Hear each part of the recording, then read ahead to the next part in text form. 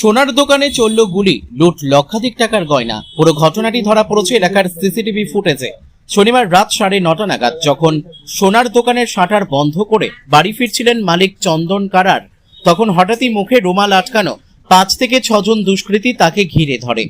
জোর করে তার কাছ থেকে 2টি ব্যাগ ছিনিয়ে নেয়। ওই দোকান মালিক বাধা দিলে এক দুষ্কৃতী পরপর বেশ কয়েক রাউন্ড গুলি চালায়। গুলি লাগে বাইকে, যদিও কারোর গায়ে লাগেনি। এরপর তাকে ধাক্কা মেরে মাটিতে ফেলে দিয়ে 3টি বাইকে চেপে 6 জন দুষ্কৃতী ঘটনাস্থল থেকে চম্পট দেয়। গোটা অপারেশন সিসিটিভি ক্যামেরা বন্দী হয়। ওই ব্যবসায়ী 7 থেকে 8 কিলো রূপোর গয়না, 150 থেকে 200 গ্রাম সোনার গয়না এবং নগদ 60,000 টাকা খোয়া যায়। খবর পেয়ে ঘটনাস্থলে ছুটে যায় সাকরাইল থানার পুলিশ। এই ঘটনায় ব্যবসায়ী এবং স্থানীয় বাসিন্দাদের মধ্যে আতঙ্ক ছড়িয়ে পড়ে। পুলিশের পক্ষ থেকে দোকানের বাইরের সিসিটিভি ক্যামেরার ফুটেজ সংগ্রহ করা হয়েছে। ঘটনার তদন্তে ছুটে যায় পুলিশের পদস্থ আধিকারিকরা। পুলিশ ঘটনাস্থল থেকে 2-3টি গুলির খোল উদ্ধার করেছে। দুষ্কৃতীদের খোঁজে শুরু হয়েছে তল্লাশি, যদিও এখনো পর্যন্ত কাউকে গ্রেপ্তার করা যায়নি। আমি এখানে সন্ধ্যেবেলা প্রতিদিনই ঝালমুড়ি বিক্রি করি। তখন 9:20 নাগাদ দোকানদার দোকান বন্ধ করে চাবি দিয়েছে। চাবি দিয়ে এবার বাইকে স্টার্ট করবে বলে ওর 2টো ব্যাগ ছিল, একটা হাতে ছিল, একটা গলায় ছিল। 2টো ব্যাগেতে এবারে ওরা যখন এদিক থেকে 5-6 জন রুমাল বেঁধে আসে, মুখে বেঁধে এবার ওকে ঠেলে ফেলে দিয়ে ব্যাগ নিয়ে এবার গুলি গাড়িতে পর্যন্ত ফায়ার করেছে। মানে 2 রাউন্ড গুলি এখানেই চলেছে। মোটামুটি ওখানে শূন্য করেছে আপনার 3 রাউন্ড, আমরা যখন পেছনে ছুটেছিলাম, আর এখানে 2 রাউন্ডের মতো করেছে। হ্যাঁ হ্যাঁ, সোনার দোকান ছিল, কিষান জুয়েলার্স। হ্যাঁ, ছিনতাই হয়েছে, ওনার ভালো হয়েছে। ও তো বলছে যে আনুমানিক 60 লাখ টাকার মানে 60,000 টাকার মতো ক্যাশ ছিল, 7-8 কেজির মতো রূপো ছিল, 160 গ্রাম গোল্ড ছিল বলছে। না, কারো গায়ে গুলি লাগেনি। গুলি আপনার ওই বাইকে লেগেছে, বাইক ভেঙে গেছে সামনের হেডলাইটের। হ্যাঁ, আমি ছিলাম, ওর ভাগনা ছিল পাশে। আমার নাম পিন্টু দে। বাড়ি যাচ্ছি, বাড়ি যাবো বলে দোকানে চাবি মেরেছি। দোকানে চাবি মারার পরে বৃষ্টি পড়ছিল। বৃষ্টি পড়ার পরে আমি 2টো ব্যাগ ছিল, আমার কাঁধে একটা ব্যাগ ছিল, একটা হাতে ব্যাগ ছিল। সেই ব্যাগের মধ্যে সব মাল, আমার যত সব দোকানে সব জিনিসপত্র সব ছিল। আর গাড়িটা মুছতে মুছতে আর আমার কাছে 5টা-6টা ছেলে আমার কাছে মুখে রুমাল বেঁধে সোজা চলে আসে, এসে ব্যাগটা ছিনিয়ে নেয়, প্লাস গুলি চালায় আমাকে। গুলি যেটা আমাকে না লেগে গাড়িতে লেগেছে, গাড়ির এখনো পর্যন্ত ভেঙে গেছে গাড়ি। যখন তাড়া করেছি তখন আমার পিছনে আরো 5 রাউন্ড গুলি চালিয়েছে।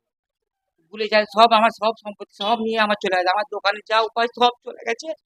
আমার 7-8 কিলো রূপোর মাল ছিল, 150-200 গ্রাম সোনা ছিল, ওতে আমার বন্ধকি মাল ছিল। আমি লোকের মাল আছে বন্ধকি, আমি কি করে আমি বুঝতে পারিনি। হ্যাঁ, গুলি দেখেছি, নতুন বন্দুকটা নতুন চকচক করছে, এগুলো হাতে ধরে আছে। কতজন ছিল? 6 জন ছিল, মোট 3টে বাইক ছিল। সবার হাতে কি বন্দুক ছিল? না, একজনকার কাছেই বন্দুক ছিল। চাবি বলছি নগদ কি কিছু টাকা ছিল? নগদ 60,000 টাকা, 60,000-70,000 টাকা ছিল ব্যাগের মধ্যে? ব্যাগের মধ্যেই সব আছে। আমার সব ওদিকে আছে, আমার কিচ্ছু নেই। না, রানীঘাটের বুকে আর একবার আরো এই সোনার দোকানে গুলি চালানো হয়নি, এই প্রথমবার। বলছি ওদের কি কাউকে চিনতে পেরেছেন? কাগজ ছিল, সিসিটিভি ফুটেজ আছে, ওদের 5জনকে দেখা যাচ্ছে। না না না, একসাথে কেউ আসেনি। ভয় লাগবে না, গুলি চালিয়েছে আমার সামনে, আমাকে ঠেলে ফেলে দিয়েছে, আর হাতে সব পায়ে ছড়ে গেছে। বাইক নিয়ে এসেছিল? 3টে বাইক ছিল। আপনার নাম? আপনার নাম? আমার নাম চন্দন কার। এটা প্রথম এই রানীহাটির বুকে এরকম একটা দুর্ভাগ্যজনক একটা ঘটনা, যে ঘটনায় এলাকার মানুষ খুবই সন্ত্রস্ত।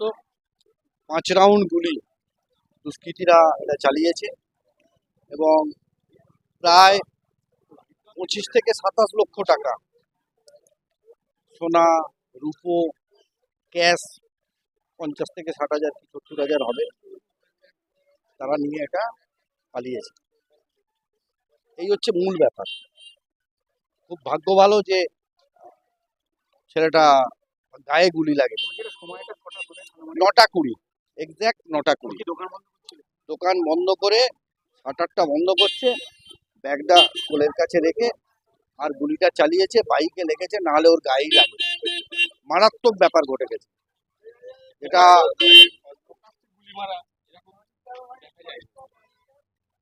না না, প্রকাশ্যে মানে দেখ, কিছু এমন শক্তি আছে যারা এটাকে নেকি করে, এটাকে ফলো করে আজকে এই জিনিসটা ঘটিয়েছে। এটা একদম বাস্তব।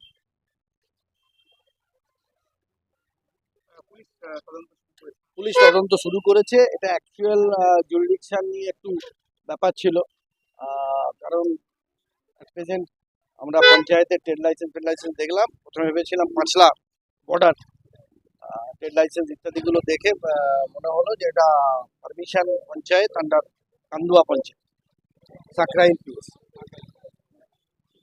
আপনারা চাইছেন আসামিদেরকে ধরতে হবে। কোথা থেকে গুলি বন্দুক এলো, যেখানে আমাদের আইনের শাসন প্রতিষ্ঠার কথা আমাদের মুখ্যমন্ত্রী বলছেন, কিছু দুষ্কৃতীরা এই অপকর্ম করে বেড়াচ্ছে যাতে আইনটাকে বিঘ্ন ঘটানো যায়, সেটা আমরা করতে দেব না। এটা মূল কথা। রঞ্জন পাল।